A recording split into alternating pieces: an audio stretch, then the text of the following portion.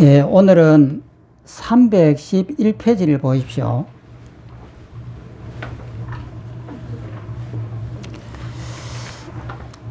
어, 311페이지 그 밑에 줄에 보면은 3번이 있습니다. 3.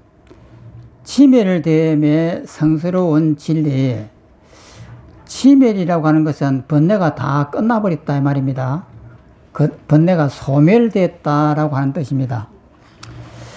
그래서 이것을 멸성제라고 이렇게 합니다. 사성제, 고, 지, 멸, 도 했을 때 이것을 멸성제라고 합니다. 그 다음 장을 넘어가시면은 312페이지를 보시면은 또한 비구들이여 그러면 무엇이 괴로움, 치멸의 성스러운 진리인가? 그것은 가래가 완전히 멸진함이며 버림이며 포기이며 해탈이며 집착 없습니다. 그러면 비구들이여 가래는 어디에서 소멸되고 치멸되는가? 세상은 어느 곳이나 매혹적이고 기분 좋은 것이다. 가래는 거기에서 소멸되고 치멸될 것이다. 고통과 집착에 있을 때는 이 세상이 매혹적이고 기분 좋은 곳이다 라고 하는 것은 우리가 거기에 묶여 있으니까 매혹적이고 기분 좋은 것이다 라고 하는데, 여기에선 그 멸진정에서 와가지고 매혹적이고 기분 좋은 것이다 라고 하는 것은 중생 때가 아니에요. 여기는 모든 번뇌가 다 끝나버린 후다 말이에요. 후기 때문에 이 세상이 아름답게 보이는 거예요. 그것에서 이제 매혹적이고 기분 좋은 것이다 라고 이렇게 표현했습니다. 앞에서도 매일 매혹적이고 기분 좋은 것이다 라고 썼던 그 의미하고 여기서는 완전히 다른 의미입니다. 그 옆에 한번 읽어보면은 313페이지를 읽어보면 위의 문단 전체를 줄여 하나의 단어로 만든다면 아세사위라 가니로도, 아이고 그 인도말 엄청나게 어렵네. 아세사위라 가니도로 뭐 이런 뜻이라고 하는데, 이것은 한국말로 번역하면 완전한 탐욕의 멸진이다. 탐욕이 완전히 사라진 멸진 상태라는 뜻이다. 뒤에 나오는 멸진이란 말은 앞에 나오는 완전함이란 말의 부정이 아니라 강조한 것이다. 탐욕의 본질은 끊임없는 욕구에 있으며 그런 의미에서 가래라고 한다.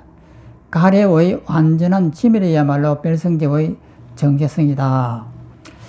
대념처경에 괴로움의 진리는 있지만 행복의 진리라는 말은 없다. 행복은 고통이 사라지는 곳에 있으며 가래의 치멸은 바로 지구의 행복 그 자체이기 때문이다. 그러니까 고통이 사라진 그곳이 바로 행복이다 이 말이에요. 그 또 읽어보면 가래의 치멸 상태를 다른 말로 하면 열반이라고 부르는데, 열반은 무슨 말이냐, 니르바나라고 이렇게 해요. 니르바나라고 하는데 이것은 해탈을 말합니다. 열반이라고 하는 이 말의 다른 뜻은 해탈이에요. 해탈은 뭐냐면 벗어난다. 번뇌의 그 구속에서 벗어난다라고 하는 것이 해탈인데, 그것을 다른 말로 하면 열반이라고 한다. 대념처경에서 말하는 열반의 모습은 네 가지로 묘사된다. 그것은 버림과 포기와 해탈과 집착 없습니다. 열반이란 하나의 개념일 것인데 왜 이렇게 여러 가지로 표현되는가? 그 이유는 열반에 반대되는 개념들이 다양하기 때문이다. 열반에 반대되는 번뇌라고 하는 것이 하도 이름이 많으니까 열반도 이렇게 몇 가지 이름이 된다 이 말이에요. 그 다음에 314페이지로 넘어가 가지고 그 중간 단계를 한번 보십시오. 중간에 그 떨어져 있는 단계를 보면은, 이렇게 보면, 물론 붓다가 말하는 가래의 소멸이란 중생들의 끝없는 욕구를 따라가며 채운다는 의미는 아니며 그것이 가능하지도 않다. 가래의 속성은 다함이 없기 때문이다. 번뇌가 이제 다함이 없다 이 말이에요. 그러나 가래를 부정 혹은 회피하는 것만이 수행이 아니라 가래가 생긴 그곳이 수행의 현장이 된다는 것은 우리에게 희망의 소식이다.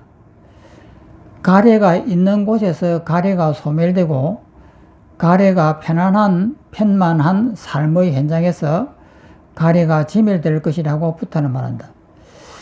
그러니까 번뇌가 생기는 그곳이 수행의 목표가 됩니다. 그러면은 내 마음에 번뇌가 일어났다 이 말이에요. 뭔가 뭐 깝깝하다든지 뭔가 불만이라든지 하는 번뇌가 일어나면은 그 일어나는 바로 그곳이 바로 수행의 목표가 됩니다. 그러니까 우리가 이 수행을 어떻게 하느냐면은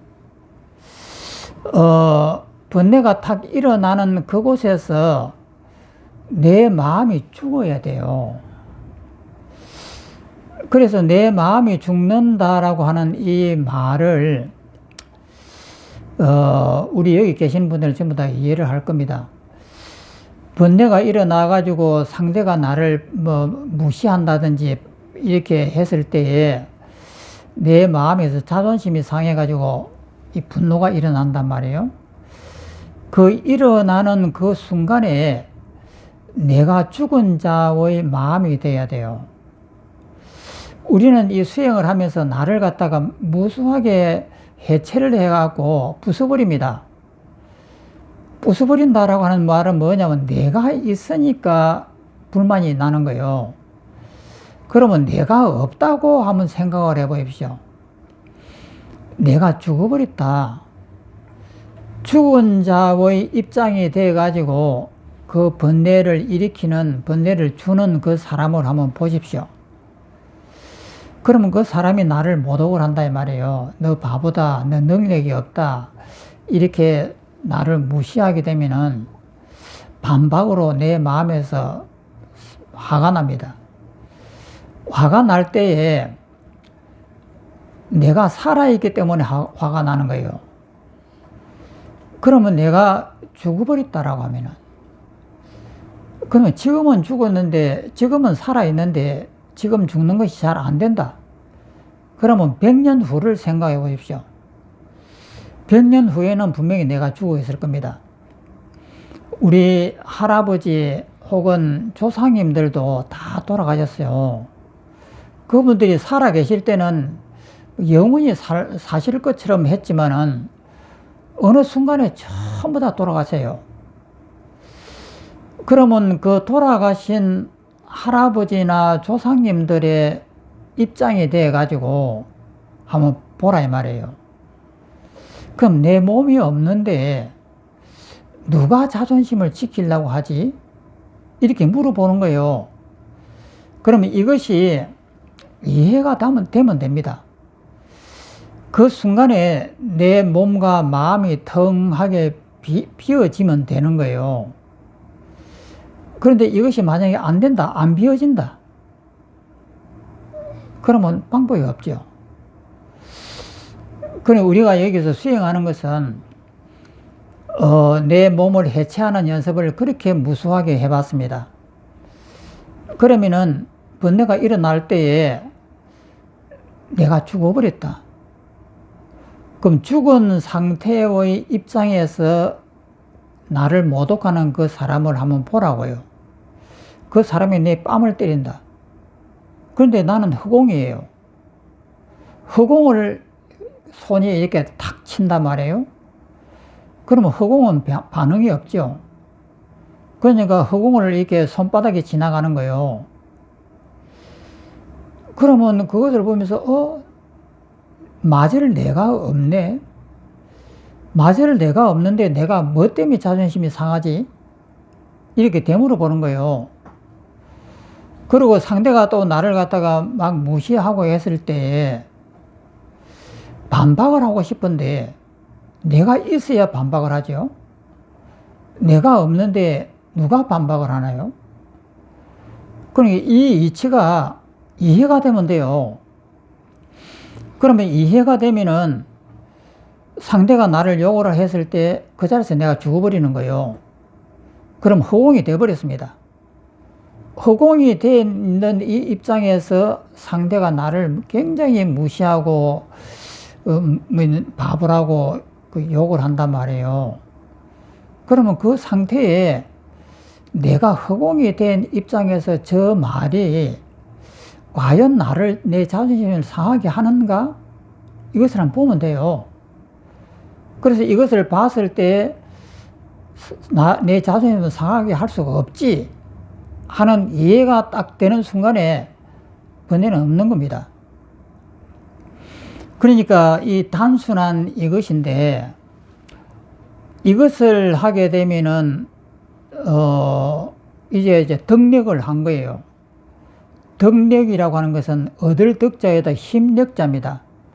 힘을 얻었다. 우리 선방에 다니는 그 수행자 스님네들은 덕력을 얻기 위해서 굉장히 노력을 해요.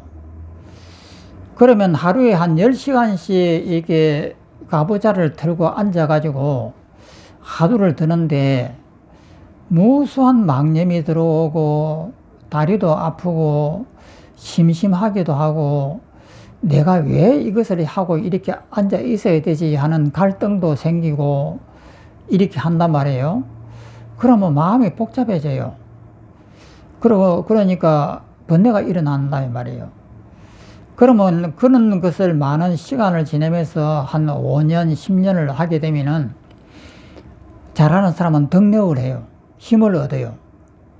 그러니까 몸을 조복받는다 이 말이에요. 그러니까 다리를 가부좌 들고 앉아 있어도 아프지 않는 거예요. 그리고 하루에 10시간 이렇게 가만히 앉아 있으라고 하면은 깝깝한 노릇인데 깝깝하지도 않아요.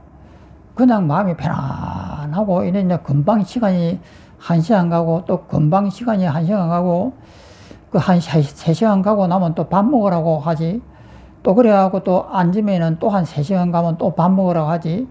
또 그러다 보면 또 잠자라고 하지. 이 편안한 거요. 이 상태를 덕력했다 합니다. 힘을 얻었다. 그러면 이 덕력했다라고 하는 이 힘을 얻으면은 몸을 조복받았다 이렇게 해요. 그러면 우리는 이제 가부좌 들고 앉아있을 필요가 없으니까 하루 종일 있으면은 심심하다든지 누워 있어도 심심하고 앉아 있어도 심심하고 백화점에 가도 심심하고 이러면은 마음이 불행하죠. 그런데 심심하지 않는 거예요. 그러면 그 덕력을 얻은 거예요.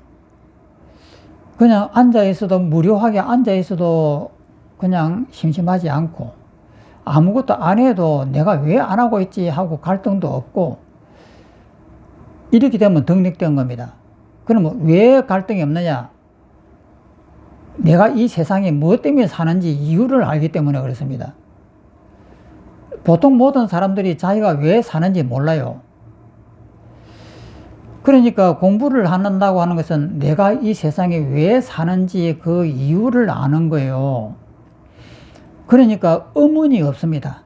내 삶에 대해서 의문이 없어져요. 그런데 보통 공부해가지고 이거 안 됩니다. 그러니까 내가 왜 사는지 모르겠고 이렇게 바쁘게 일을 하게 되면 내가 왜 바쁘게 이렇게 일을 해야 되는지 모르고 아침에 일어났다가 일하다가 저녁에 잠자고 뭐 때문에 내가 이렇게 하는지 모르고 내가 왜 사는지 모르는 사람이 굉장히 많습니다. 그것은 뭐냐면 아직 내 마음에 정리가 안 된 거예요. 그 정리가 안 되면 공부가 안 되는 거죠. 그러면 그 정리가 되면은 힘을 얻는 거예요. 힘을 얻으니까 번뇌가 안 생겨요. 뭐 일하다가 내 뭐 힘 딸리고 뭐 더 이상 이 세상에 살 필요 없으면은 그냥 죽어버리면 되지. 이렇게 되면은 무엇이 불만스럽고 무엇이 부족한 것이 하나도 없는 거예요. 그냥 우리가 어릴 때는 수많은 호르몬이 좋은 호르몬들이 나와요. 그렇기 때문에 엔돌핀이 나오고 도파민이 나오고 이렇게 좋은 호르몬이 나오기 때문에 아기 때는 세상이 아름답잖아요. 그냥 친구들하고 동무들하고 같이 싸우다가도 금방 또 화해를 하고 이것이 가슴에 이렇게 박히질 않아요.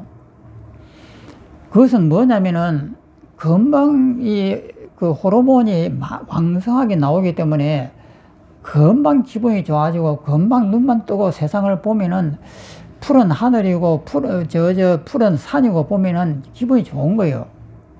그래 누구하고 동무들하고 같이 노는 것도 기분이 좋고. 그런데 50대가 되면서 경쟁기가 오기 시작하면은 이 호르몬이 안 나오기 시작해요. 이제 최초로 내 몸에서 이때까지 몰랐는데 한 40대 나부터 작게 나오기 시작했는데 50대 되면 경쟁기에 되면 이게 눈에 보이게 달라져요. 그건 뭐냐면 호르몬이 안 나오는 거예요. 그 기분 좋은 호르몬. 그냥 처녀 때는 보면은 뭔가만 봐도 까르르르 웃고 말지 그냥 기분 좋았는데 경쟁기에 되면 이것이 잘 안 되는 거예요. 그건 뭐냐면 호르몬이 적게 나와서 그래요. 그러니까 엔돌핀이 도파민이 하는 이렇게 좋은 마약 성분의 호르몬이 계속 나와야 되는데 안 나오는 거예요. 그러니까 이제 경련기라고 해갖고 이제 정신적으로 이상이 생기는 것 같은 느낌이 드는데 이상이 생기는 것이 아니고 죽을 준비하는 거예요. 그래서 죽을 준비를 하기 위해서 너 이제 인생 끝나가는 거야 하면서 이제 그 호르몬이 이제 감소돼서 나온단 말이에요. 그러니까 이제 막 갈등이 생겨가지고 갱년기에 이제 고통을 많이 받고 하는데 그 고비만 넘기면은 또다시 이제 노년으로서의 이제 인정을 하기 시작한단 말이에요. 그럼 노년으로서 인정을 하기 시작하면 이제 그 갈등이 이제 사라져요. 이제 포기를 했으니까. 그런데 경쟁기 때 50대에는 그 포기가 안 되는 거예요. 몸은 이미 죽을 준비를 하라고 이제 돼 있는데 그것이 감당을 할 수가 없는 거예요. 그래서 갈등이 일어나는 것이 경쟁기고, 그 다음에 60대가 되고 올라가면은 이제 포기해야 하는 거예요. 죽을 준비가 이제 점점 돼 가는 거예요. 그러면 이런 모든 것이 호르몬의 작용으로 이렇게 되는 거예요. 그렇기 때문에 우리가 어떤 이런 번뇌가 일어나는 이런 것도 어릴 때는 자아가 별로 없어요. 대여살, 한 서너 살 이렇게 되는 애기들은 자아가 아직 안 생겨요. 자아가 안 생기니까, 길동아 이렇게 애 이름을 부르면은 자기가 자기 이름을 불러요. 나 길동이는 어떻게 한다. 이 말은 뭐냐면은 자기 부모님이 길동이라고 하니까 자기가 길동이 같은데 아직까지 자기가 없어요. 그러니까 번뇌가 일어날 수가 없는 거예요. 그런데 이제 후천적으로 이제 내가 길동이다 하는 것이 이제 점점 이것이 이제 확고하게 앉기 시작하면 번뇌가 시작된단 말이에요. 그렇기 때문에 우리의 이 마음은 번뇌가 일어나는 그 순간, 그 번뇌라고 하는 것은 내가 만든 가짜예요. 그것이 일어나는 순간 내가 죽은 자의 마음으로 빨리 돌리는 거예요. 그것이 빨리 딱 돌아서면은 번뇌가 없는 거예요. 죽은 자의 마음으로 딱 돌아서 가지고 상대가 나를 무시하는 걸 봤을 때 무시당할 내가 없다라고 하는 것이 그냥 확인이 돼요. 확인이 되니까 그냥 번뇌가 안 일어난다 이 말이에요. 이것이 가래가 일어났을 때에 그 순간이 죽은 자의 마음이 되면은 그 가래가 치멸되는 거예요. 소멸되는 거예요. 그래서 이것이 덕력했다라고 하는 겁니다. 그래서 우리 여기 우리 이 하엄사 선원이 여기 벌써 한 지가 10년이 됐습니다. 그럼 뭐 10년이 됐으면은 상당한 오랜 세월이에요. 그러면 10년 됐으면 전부 다 덕력을 해야 됩니다. 덕력을 해갖고 스님네들도 한 20, 30년 이렇게 하는 분들은 그 잘하면 덕력을 한단 말이에요. 덕력을 하게 되면 번뇌가 없어요. 그리고 살아가는 이 자체가 어떤 그 욕구 불만이라든지 이런 것이 전혀 없는 거예요. 모든 것이 정리가 다 되어버렸기 때문에. 그래서 덕력을 해야 된다. 그리고 우리 여기 계신 분들은 이제 10년 됐으니까 덕력을 해야 됩니다.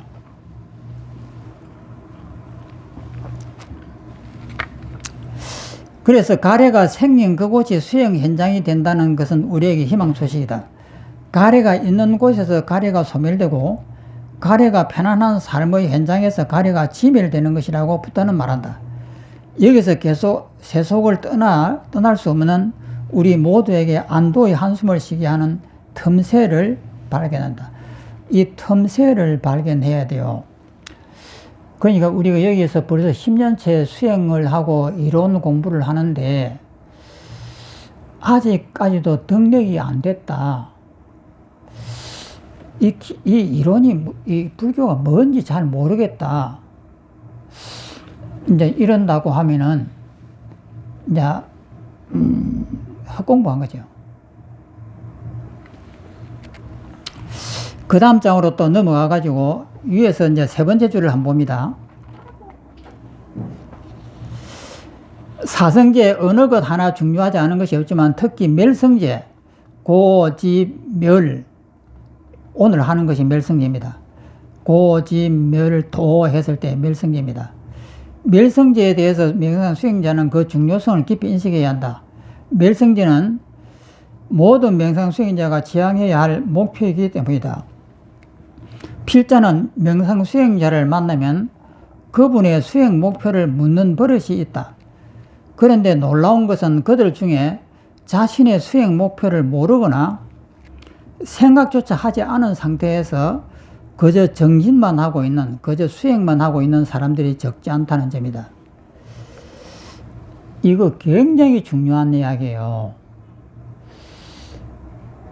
그 수행 목표가 뭡니까? 라고 물었을 때 당당하게 대답을 할 수가 있어야 됩니다.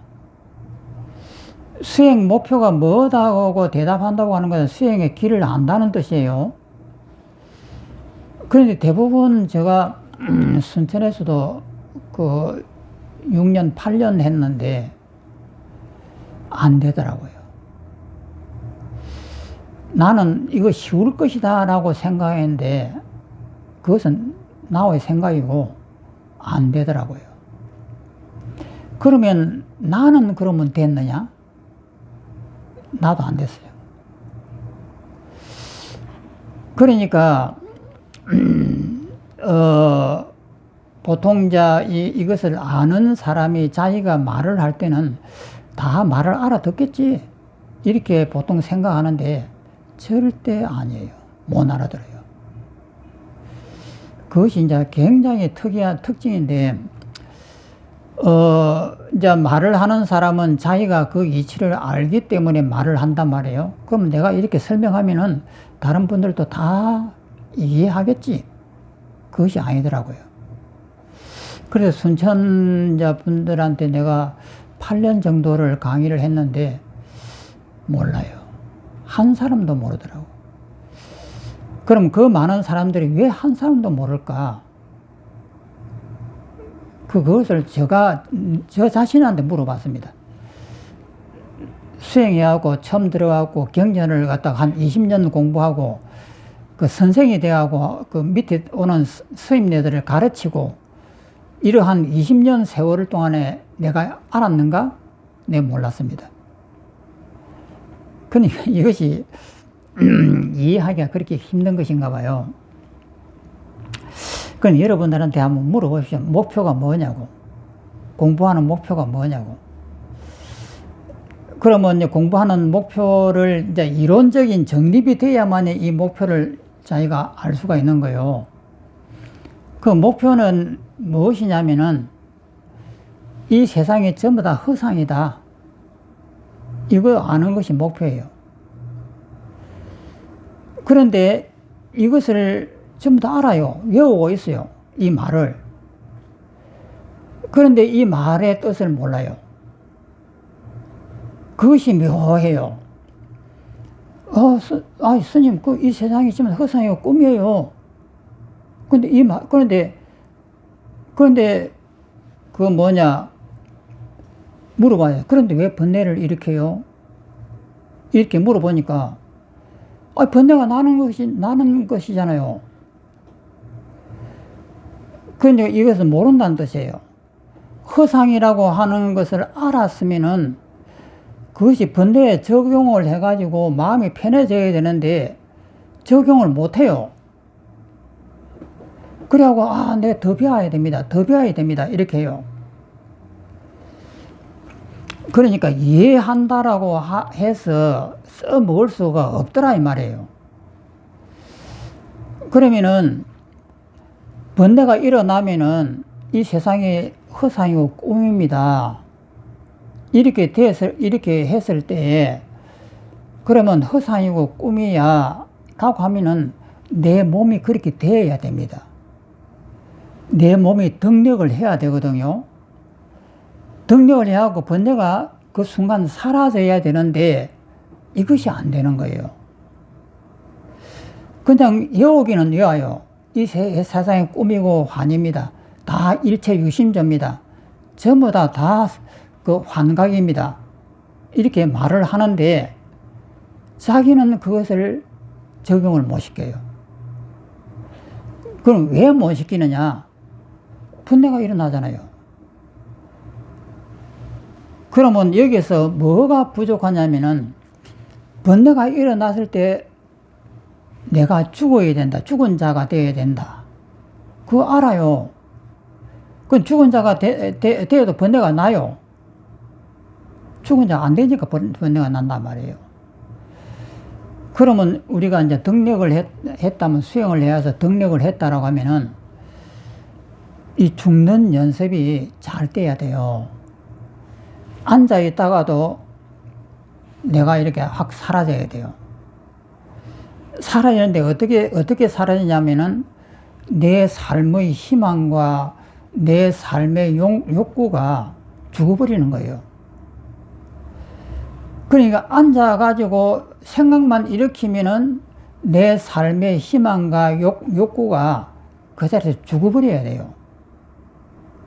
이것이 적시적시 돼야 된단 말이에요. 그러면 덕력이 되는 거예요. 근데 이것이 잘 안 되더라고요. 이것을 외우고 이해는 하기는 해도 자기가 그렇게 안 돼요. 그러니까 집안에서 그 부부끼리 다툼이 있을 때도 그렇고 또 부모님으로부터 그 어떤 그 불만이 있을 때도 그렇고 이것이 적시 되면 마음이 편하다. 마음이 편합니다. 나 힘 얻었습니다. 이렇게 말을 할 텐데 한 사람도 없어요. 그럼 그것이 다 안 된다는 거예요. 그러니까 우리가 공부해가지고 이제 내일 모레가 우리가 이제 종강입니다. 끝입니다. 끝인데 10년 동안 공부를 해갖고 덕력을 이제 했으면 되는데 덕력을 못했으면은 혼자서 덕력하기는 정말 힘들 거예요. 그 누군가가 자꾸 주입을 시켜주고 이렇게 하면 된다 이렇게 해줄 때하고 내 혼자 있을 때하고는 굉장히 차이가 있거든요. 그러니까 빨리 덕력을 하셔야 됩니다.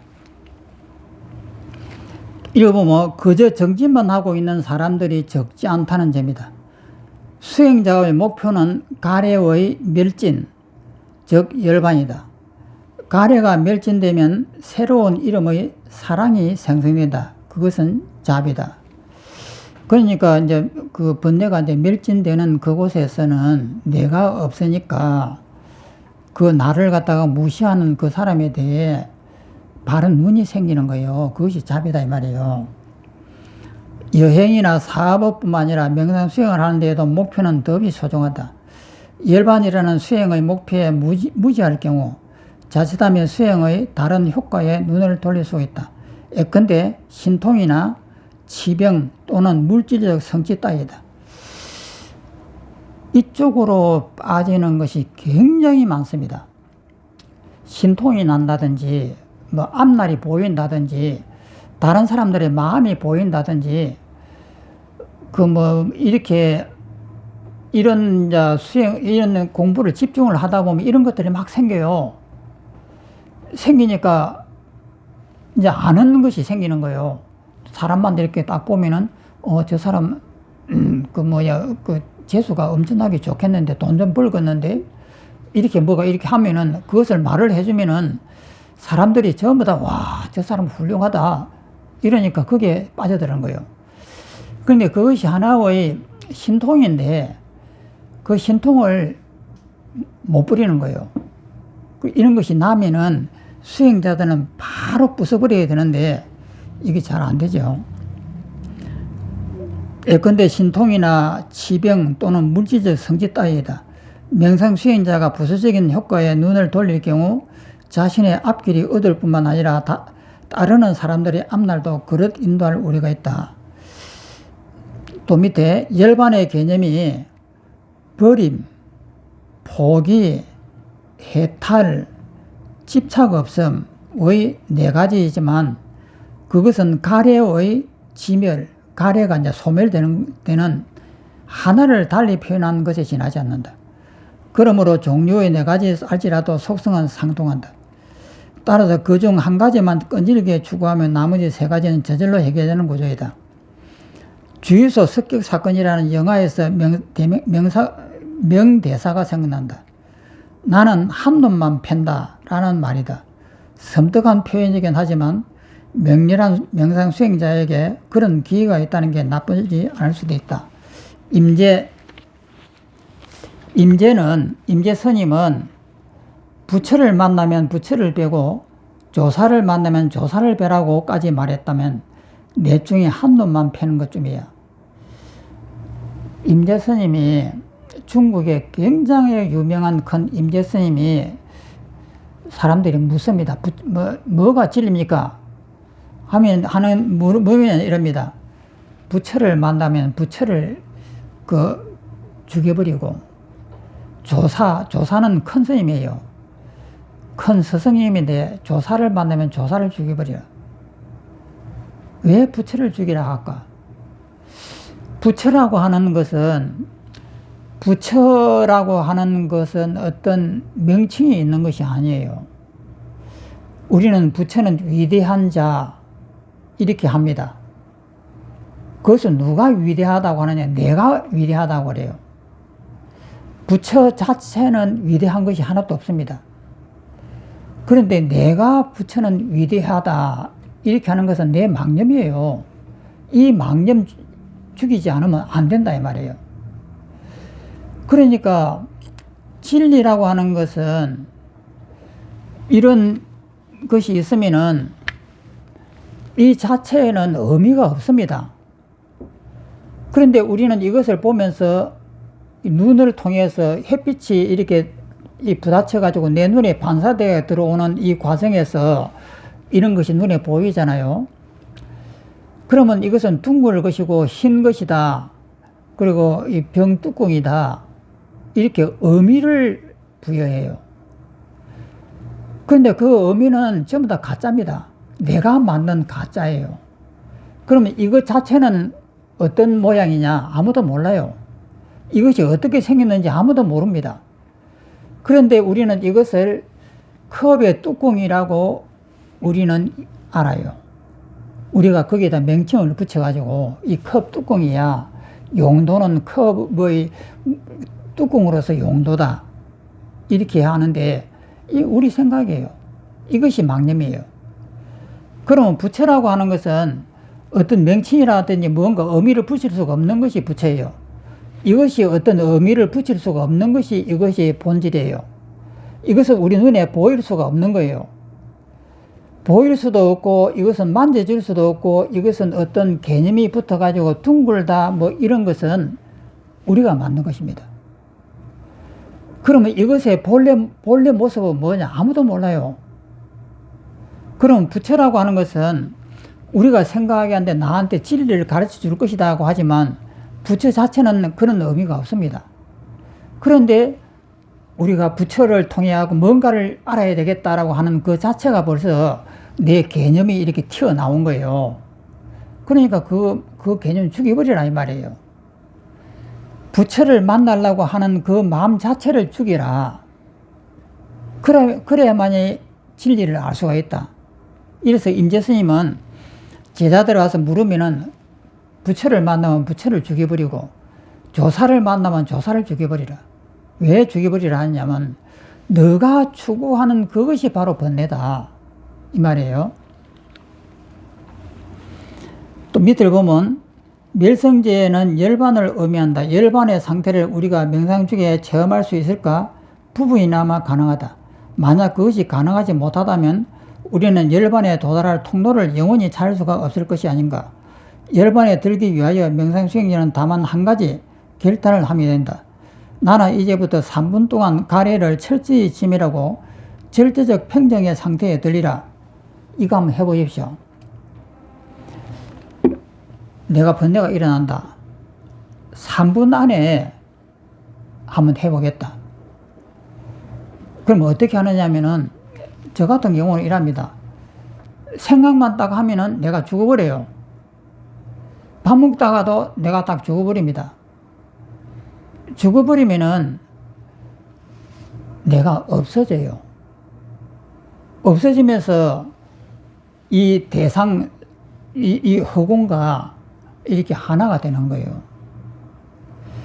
그러면 그런 상태가 있을 때면은 내가 죽으면 내가 몇 살이나 살려나? 한 5, 6년 더 살다가 죽을려나? 그럼 죽는 순간에는 어떻게 되지? 하면은 딱 죽어버리는 거예요. 그러면 내 몸이 허공이 돼요. 그리고 나라고 하는, 살았다라고 하는 그 어떤 흔적이라고 하는 것은 전부 다 내가 만든 하나의 가상적인 것이에요. 그럼 이런 것이 순간적으로 이렇게 탁탁 됐을 때에 덕력을 했다 이 말이야. 덕력, 힘을 얻었다. 그러니까 어떠한 번뇌도 일어날 수가 없는 거예요. 그냥 그 자리에서 죽어버리는 거예요. 그럼 이것을 이 3분 안에 해보라는 거예요. 3분을 시간을 정해놓고 바로 그 자리에서 딱 죽어버린다 이 말이에요. 내 마음이 딱 죽으면 내 몸이 사라져버려요. 그러면 그 상태에서 무슨 번뇌가 있느냐고요. 이 세상이 살만한 세상인지, 혹은 내가 이 세상에 사는 목표가 무엇인지, 나는 왜 이 세상에 살지, 이런 의문들, 이런 의문이 들면 안 돼요. 이런 의문이 해결이 안 되고 이 공부를 할 수는 없는 일이에요. 이 문제가 바로 해결돼야 돼요. 왜냐하면 이 세상은 허상이에요, 허상. 내가 만든 허상이라고요. 이 허상에 무슨 의미가 있고 무슨 목표가 있겠습니까? 그래서 이것이 허상이라고 하는 것을 정확하게 알고 난 다음에 이 세상의 삶의 의미를 부여하는 거예요. 모순되는 이야기죠. 이 세상이 허상이고 꿈이라고 하는 것을 완벽하게 알고 난 다음에 이 세상을 다시 살면서 이 세상에다 의미를 부여하고 내가 해야 될 일을 만들어내고 이렇게 열심히 사는 거예요. 살다가 죽을 때는 그 한바탕 꿈을 잘 꾸고 간다. 이래가 죽는 거예요. 아무 의미도 없이. 이것이 목표입니다. 이것이 잘 되면은 내 삶에 어떠한 갈등이 없습니다. 그런데 이것이 안 되면, 이것이 이론적으로 정리가 안 되면 갈등이 생겨요.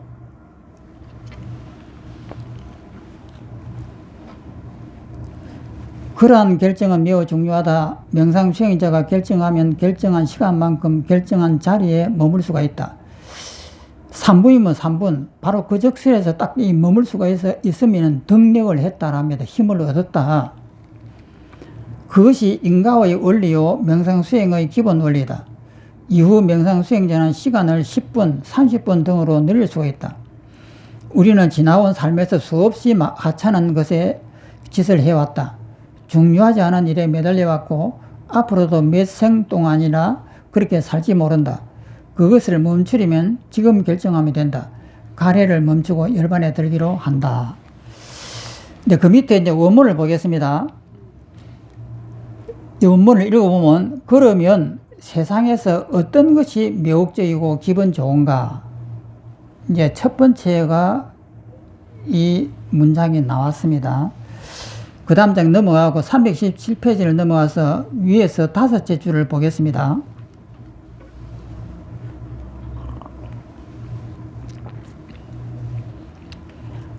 읽어보면은, 집성제에서 매혹적이고 기분 좋은 것은 가래에 집착하기 때문이라면, 집성제에서는 집, 멸도에서 집성제에서는 그렇게 나왔죠. 집성제에서 그렇게 되어 있잖아요. 매혹적이고 기분 좋다라고 이렇게 되어 있잖아요. 그와 똑같은 말에 또 읽어보면 멸성제에서 똑같은 말이 멸성제에서 반복이 됩니다. 매혹적이고 기분 좋은 이유는 그로부터 자유로워서 좋다는 것이다. 집성제에서는 매혹적이고 기분 좋다라고 하는 것은 가래입니다. 그 애착이거든요. 그런데 멸성제에서 매혹적이고 기분 좋은 것은 그 애착을 놓아버렸기 때문에 그런 거예요. 장부 주석서에서는 이제 도를 통해서 이제 마지막에 다음 시간이 이제 마지막 이 도성제를 할 텐데, 이제 도성제를 통해서 자른 뒤에 열반을 얻어 가래가 일어나지 않음에 이르렀지만, 앞에서 각각의 대상들에서 가래가 일어나는 것을 보이셨고, 이제 바로 그 각각의 대상들에서 가래가 없어짐을 보이시기 위하여 그런 말씀을 하셨다고 말한다. 멸성제에서 매혹적이고 기분 좋은 범주도 붓다는 10개로 설정한다. 그것은 건과 경, 식, 촉, 수, 상, 사, 가래, 심, 사, 집성제에서 있던 것과 똑같습니다. 이 10가지 범주는 집성제와 동일하다. 308페이지를 한번 보십시오.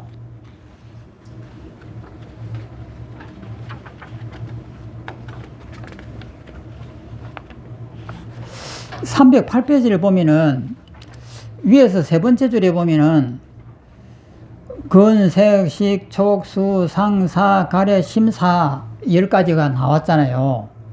집성제에도 이 10가지가 나왔는데 멸성제에도 동일하게 이 10가지가 반복되어서 나옵니다.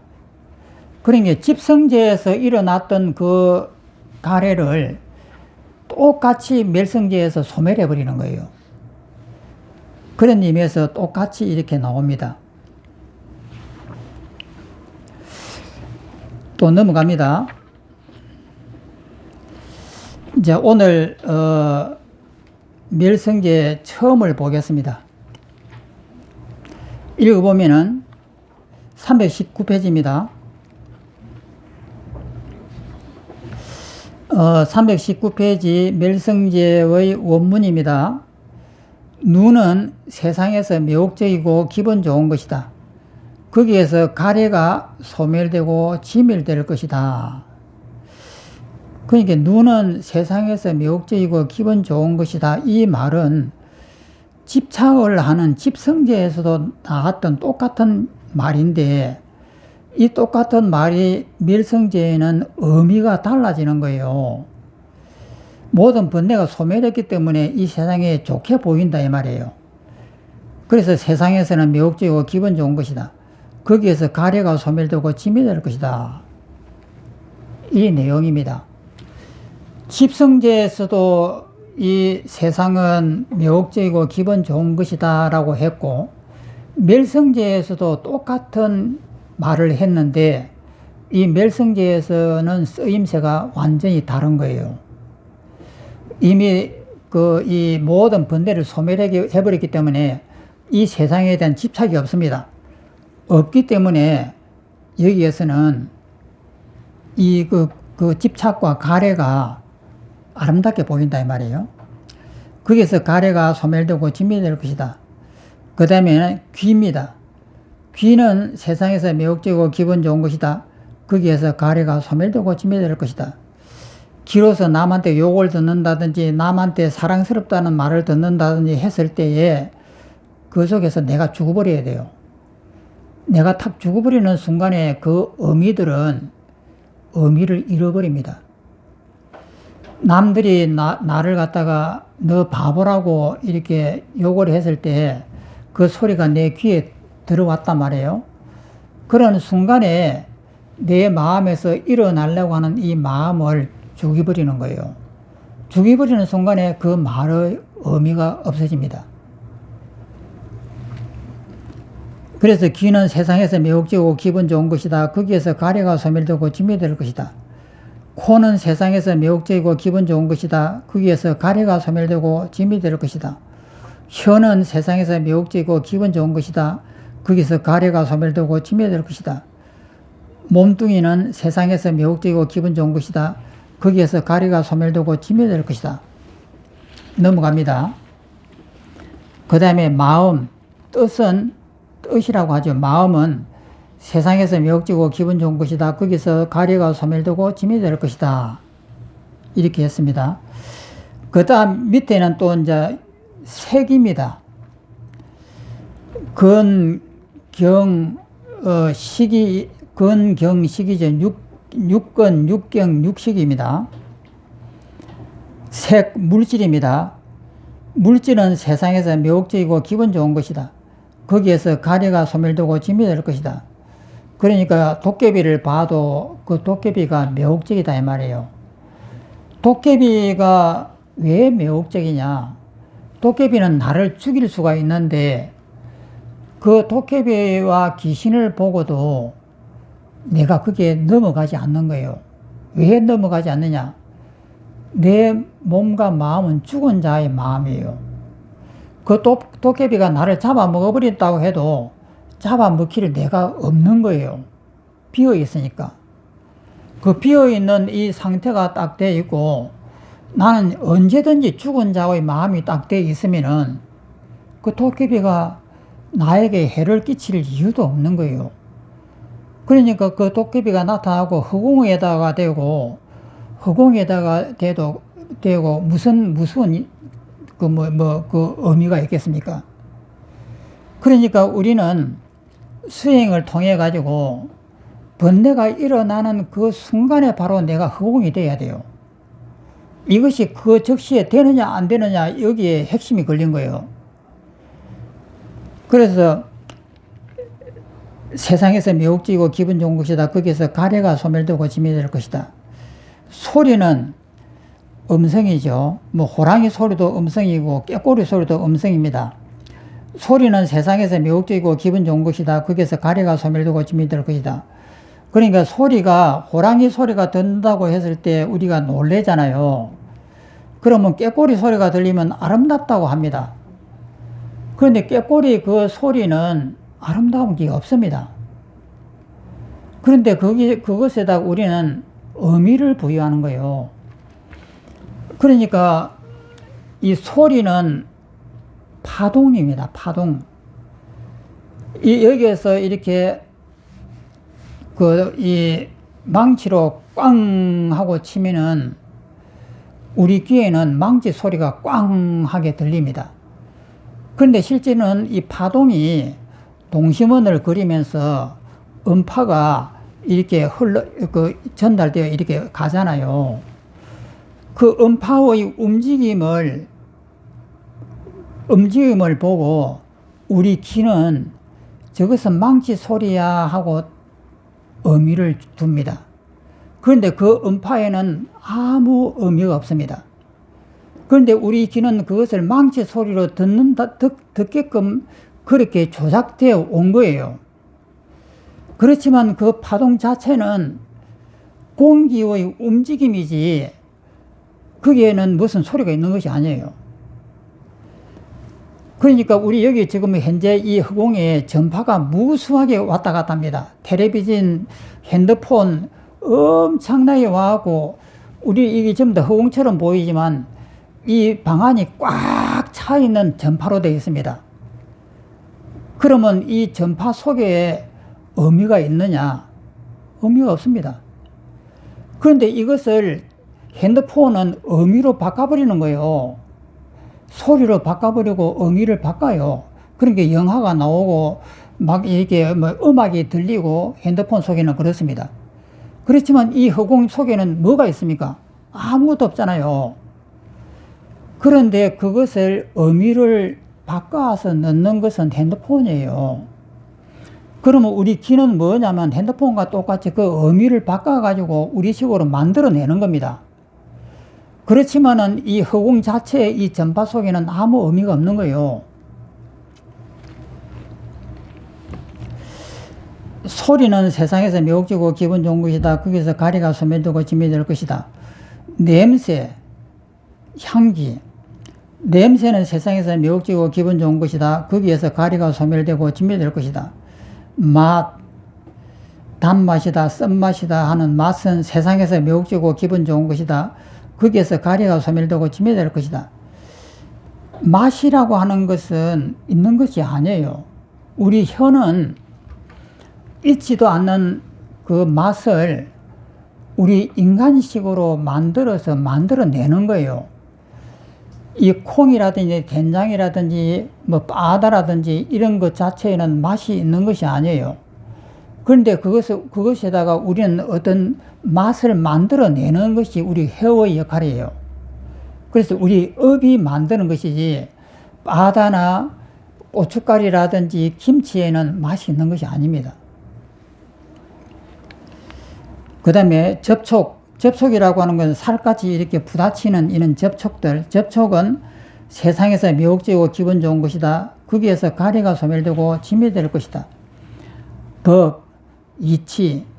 법은 세상에서 매혹적이고 기분 좋은 것이다. 거기에서 가리가 소멸되고 짐이 될 것이다. 또 밑을 내려옵니다. 밑에는 그 식입니다. 육식이에요. 육건, 육경, 앞에는 육경이 했고 이번엔 육식입니다.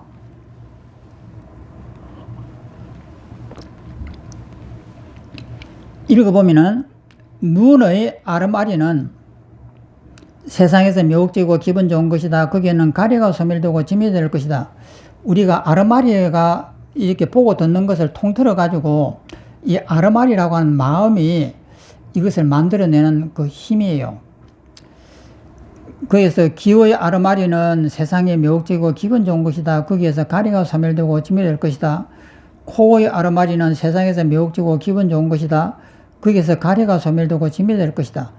혀의 아르마리는 세상에서 매혹적이고 기분 좋은 것이다. 거기에서 가리가 소멸되고 짐이 될 것이다.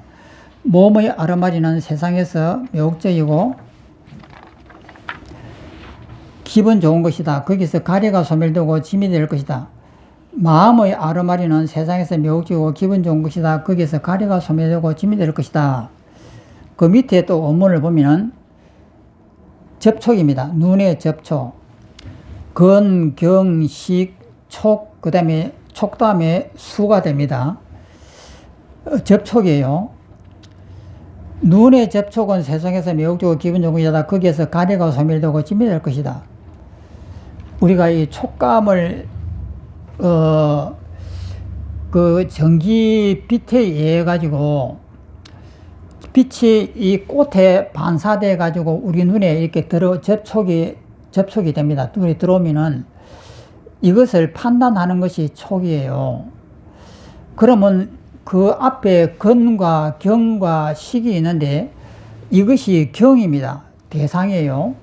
그 다음에 눈, 알은 건입니다. 근, 경, 그 다음에 식은 우리의 마음이에요. 이 정보의 집합체입니다. 그러면 이 근과 경과 눈과 이 마음이 있으면은, 이 세 가지를 갖추고 있으면은, 그 다음에 햇빛이 와가지고 이 물질에 부딪혀가지고 내 눈에 들어오는 것이 접촉이에요. 그럼 접촉이면서 비로소 여기에서 이 꽃을 아름답다, 어떻다가 판단하게 되는 시초가 되는 거예요. 그러면 이 시초가 뭐냐면 전부 다 가짜다 이 말이에요. 이 바깥에 있는 이 색은, 물질은 이것을 꽃이라고 하지만 이건 꽃이 아니에요. 이것도 물질도 아닙니다. 그런데 이것을 우리는 물질로 본다 이 말이에요.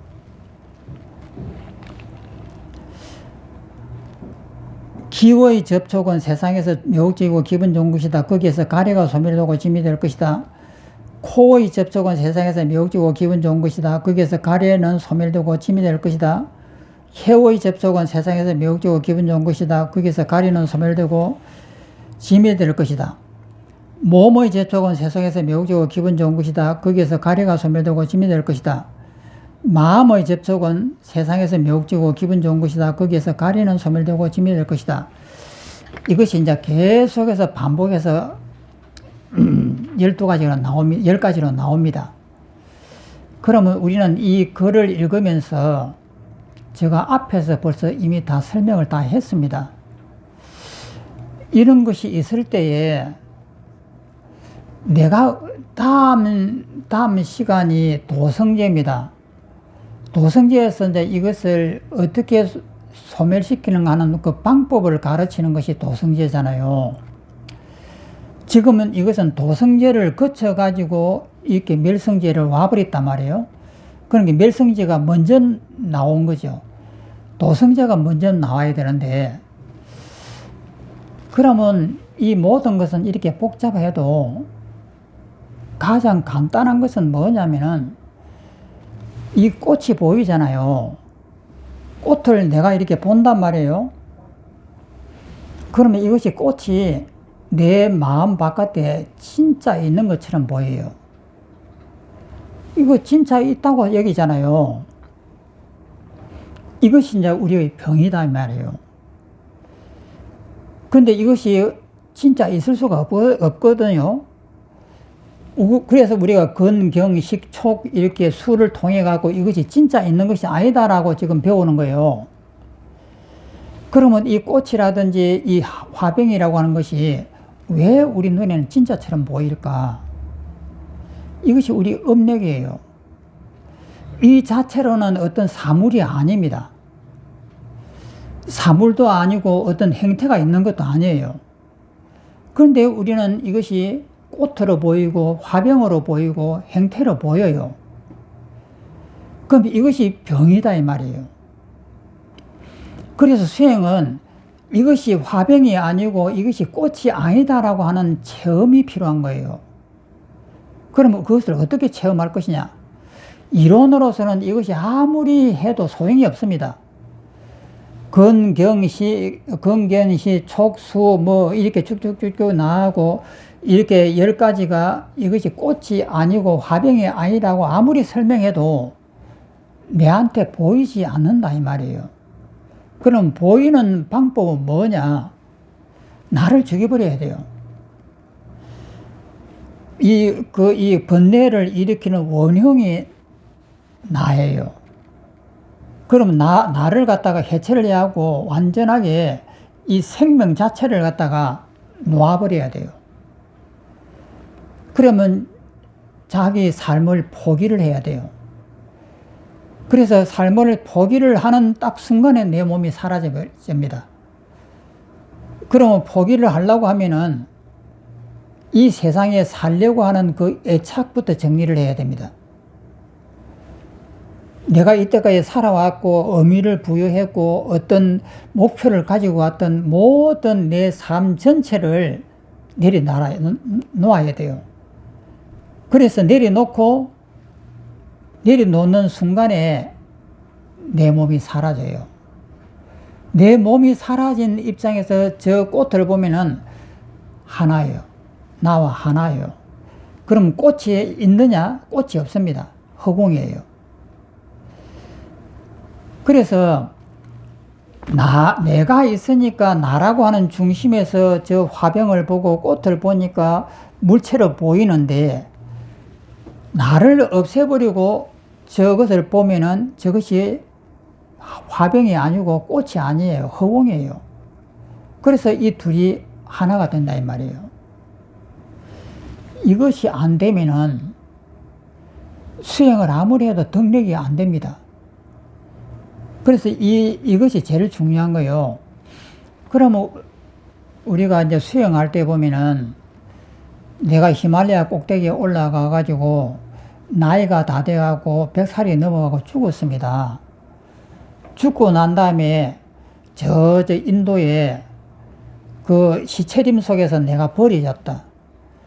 시체로 버려져 있는 이 시체를 하나하나 떼어낸단 말이에요. 머리카락에서부터 눈까지, 코, 입, 혀, 골수까지, 심장, 배 전부 다 뜯어내고 독수리에 다 줘버리는 거예요. 다 줘버리면 내가 없다 이 말이에요. 그런데 이것이 잘 안 되면은 수행하기가 굉장히 힘들어요. 이것이 잘 뜯어지고 잘 없어져야 돼요. 그래서 없어졌을 때 내 몸의 형체만 없어지면은 다시 붙어요.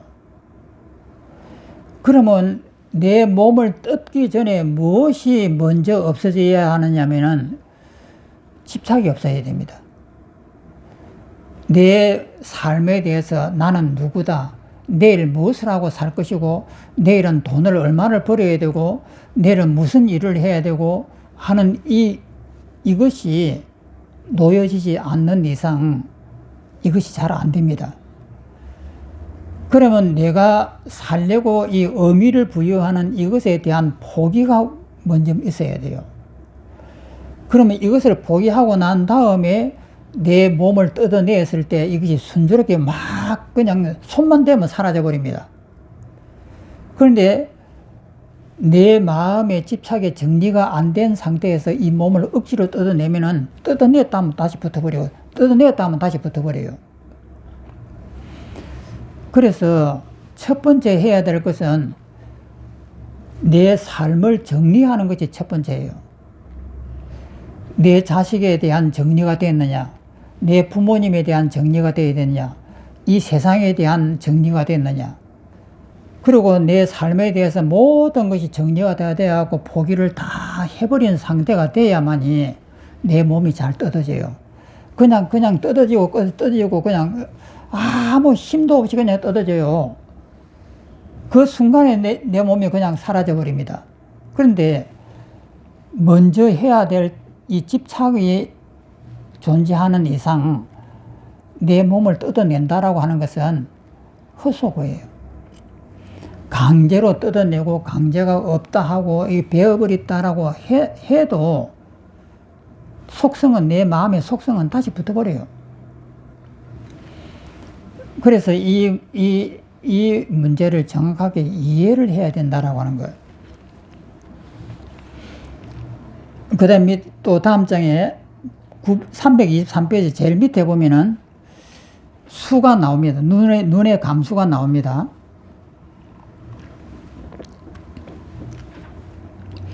눈의 감수는 세상에서 매혹적이고 기분 좋은 것이다. 거기에서 가래가 소멸되고 지멸될 것이다. 기호의 감수는 세상에서 매혹적이고 기분 좋은 것이다. 거기에는 가래가 소멸되고 지멸될 것이다. 코의 감수는 세상에서 매혹적이고 기분 좋은 것이다. 거기에서 가래가 소멸되고 지멸될 것이다. 그런데 여기에서 오랫동안 공부를 안 한 분들은 이 수라고 하는 것이 무슨 말인지 이해가 힘들 것이에요.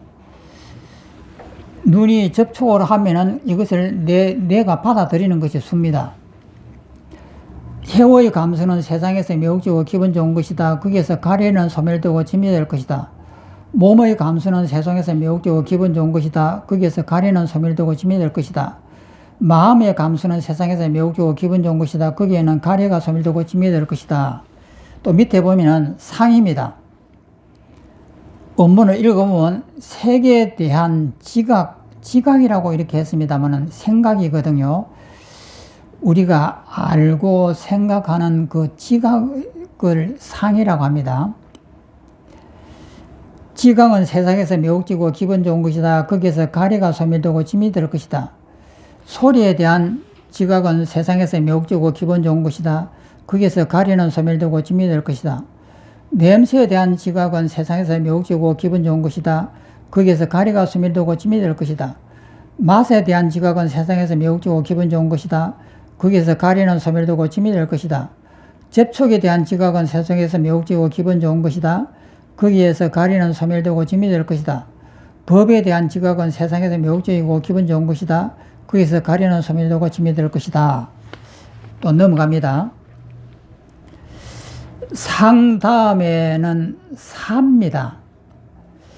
그래서 여기에서 상과 사라고 하는 것은 이 세상에 대한 인식이에요. 이 꽃을 보면서 이것이 꽃이구나라고 하는 것을 내가 만들어내는 것이에요. 이 꽃 자체는 어떤 의미가 없고 우리 눈에 보일 수가 없습니다. 그런데 이런 꽃이 이런 형태로 우리 눈에 보이는 거예요. 그러면 이것은 뭐냐면은 우리가 만든 겁니다. 이 꽃 자체에는 어떤 모양이라든지 어떤 색깔이라든지 이런 것이 전혀 없는 거예요. 그런데 이것이 없는데 우리 눈에는 어떻게 이렇게 물질로서 정확하게 보이지? 이렇게 합니다. 실제 이거 없는 것이에요. 그래서 이 꽃은 실체하지 않는다라고 하는 것을 정확하게 아는 것이 지금의 멸입니다. 집착은, 앞에 단계에 나오는 집착은 이것이 내 마음 바깥에 진짜 이런 것이 있다라고 하는 것이 집착이에요. 그런데 이 집착을 도성계를 통해 가지고 왜 허상인지 그 방법을 우리가 압니다. 그 방법을 통해 가지고 이것을 전부 다 소멸시켜 버리는 것이 지금의 멸이에요. 그러면은 이 꽃을 딱 보는 순간에 꽃이 보이잖아요. 보이면은 이것이 원래가 형태가 없는 것이에요. 그런데 형태를 만들어 갖고 보이잖아요. 이것이 잘못됐다라고 하는 것이 먼저 이해가 돼야 돼요. 이것이 이해가 안 되는 이상 이것을 제거할 수가 없는 거예요. 그래서 이것이 물질이 아닌데 우리의 업에 의해 가지고 물질처럼 보인다 이 말이에요. 그럼 이것이 먼저 이해가 된 거예요. 이해가 된 다음에 내 몸을 해체해 버립니다. 내 몸을 해체하고 내가 죽은 자의 마음이 되고 허공이 탁 돼버리는 순간, 이것을 보는 순간 이건 물체가 아니에요. 그런데 나라고 하는 업이 있어갖고 내 몸이 있는 순간 업의 눈과 업의 감각이 작동을 해가지고 꽃으로 보여요. 그래서 이것이 내 스스로에게 체험이 돼야 된다 이 말이에요. 체험이 됐을 때 우리가 이 수행을 써먹을 수가 있고 그것이 덕력했다라고 하는 거예요. 힘을 얻었다. 그런데 이것이 전혀 안 된다. 그러면 덕력을 못한 거예요. 그 다음에 이제 사에 대해서 봅니다. 색에 대한 의도, 상과 사는 다 같은 생각인데 앞에는 상은 지각이라고 했고 여기는 의도라고 했습니다. 내 의도를 가지고 뭘 하려고 한다. 이랬을 때 이것을 사라고 이렇게 해요. 의도는 세상에서 매혹지고 기분 좋은 것이다. 거기에서 가리가 소멸되고 짐이 될 것이다. 소리에 대한 의도는 세상에서 매혹지고 기분 좋은 것이다. 거기에서 가리는 소멸되고 짐이 될 것이다. 냄새에 대한 의도는 세상에서 매혹지고 기분 좋은 것이다. 거기에서 가리는 소멸되고 짐이 될 것이다. 맛에 대한 의도는 세상에서 매혹적이고 기분 좋은 것이다. 거기서 가리는 소멸 두고 짐이 될 것이다. 접촉에 대한 의도는 세상에서 매혹적이고 기분 좋은 것이다. 거기서 가리는 소멸 두고 짐이 될 것이다. 법에 대한 의도는 세상에서 매혹적이고 기분 좋은 것이다. 거기서 가리가 소멸되고 짐이 될 것이다.